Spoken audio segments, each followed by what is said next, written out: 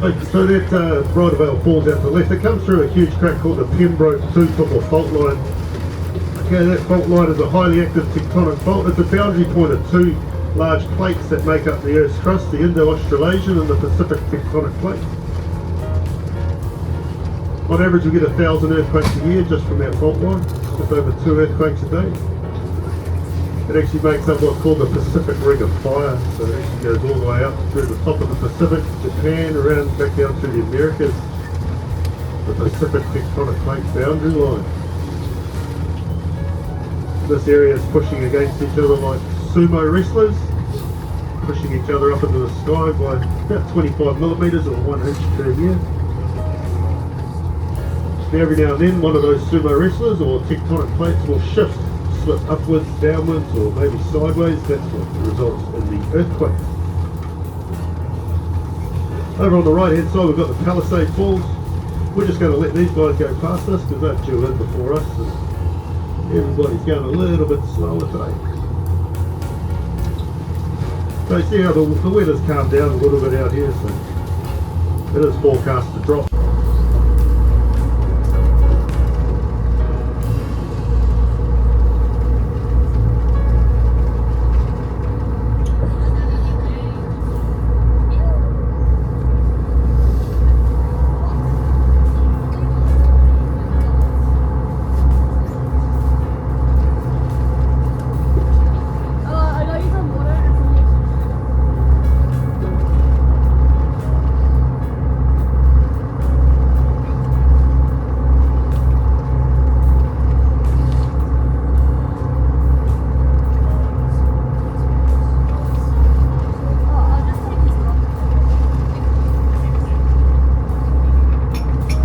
If you look over on the right hand side, you see that big dark step that comes up out of the fjord. That's in that narrow part.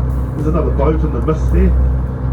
And if you draw a line from the top of that step over to the top of the step above the vessel in front of us, that would have been the bottom of the glacier at some point in time. There's another 2 steps up above that, and there's another step or 2 underneath the water. Each Palisade was a different glacier, so we know that there was at least 5 separate periods of glaciation through this valley in the last 4 million years, the last glacier being somewhere between 15 and 18,000 years ago. Wherever you have glaciers come through, you'll generally find a Palisade formation. Now the wind's almost changed directions here. There's a few Casper the Ghosts found on the bow there too, spooking everybody out. If you guys can hear that rustling sound from those raincoat things. Alright folks, hey, my goodness, I just found another waterfall, look, straight ahead of us. Sterling Falls, 155 metre high glacial fed waterfall. However, there's a little bit of rain mixed up in it at the moment. Now, we are going to attempt, there's another boat up there, so we're just going to drift along down towards that boat for now. But we're going to go nose in there and have a look. It is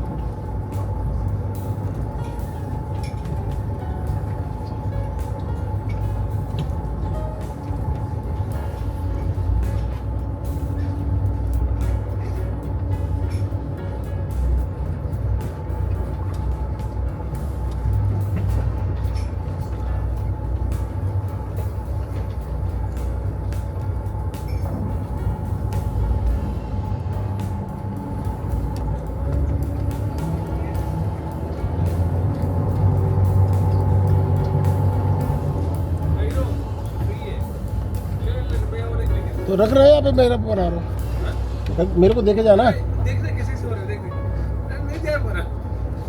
पकड़ पकड़ क्या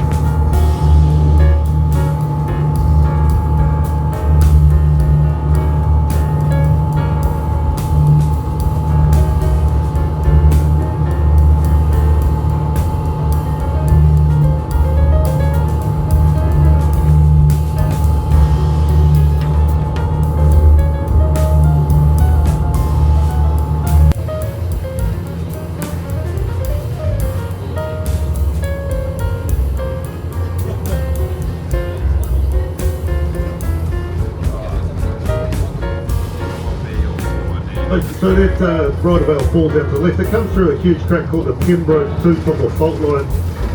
Okay, that fault line is a highly active tectonic fault. It's a boundary point of two large plates that make up the Earth's crust, the Indo-Australasian and the Pacific tectonic plate. On average, we get 1,000 earthquakes a year just from that fault line, just over 2 earthquakes a day. It actually makes up what's called the Pacific Ring of Fire, so it actually goes all the way up through the top of the Pacific, Japan, around back down through the Americas, the Pacific tectonic plate boundary line. This area is pushing against each other like sumo wrestlers, pushing each other up into the sky by about 25 millimetres or 1 inch per year. Now, every now and then, one of those sumo wrestlers or tectonic plates will shift, slip upwards, downwards, or maybe sideways. That's what results in the earthquake.